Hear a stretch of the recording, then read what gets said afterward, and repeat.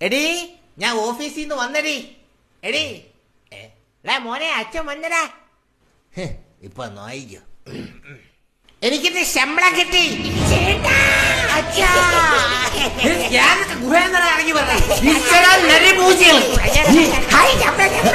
ഒരു 7000 താച്ചാ പൂമയുടെ ഷൂ വാങ്ങാം. നിന്റെ പൂ ചേട്ടാ ഒരു 4000 ചേട്ടാ ലിപ്സ്റ്റിക് വാങ്ങാം.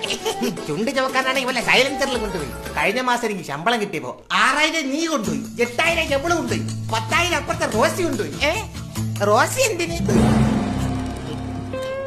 അത് പിന്നെ അവള് പൊത്ത നൈറ്റി ഇട്ട് കണ്ടപ്പോ എന്റെ ഹൃദയം പൊത്തുപോയി. പുതിയ നൈറ്റി കൊടുത്തു.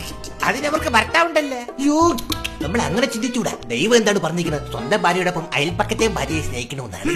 അപ്പൊ നിങ്ങൾ എല്ലാ കണക്കും എഴുതി വെച്ചിട്ടുണ്ടല്ലേ? അച്ഛന്റെ കണക്കൊക്കെ ആയത് ശമ്പളം കിട്ടാൻ ഞാൻ തിരിച്ചു തന്നിരിക്കും. അപ്പൊ നീ ജോലി കയറാൻ തീരുമാനിച്ചു? അയ്യോ ഞാൻ പോവൂല, തള്ളയെ പറഞ്ഞു കൊടുക്കും.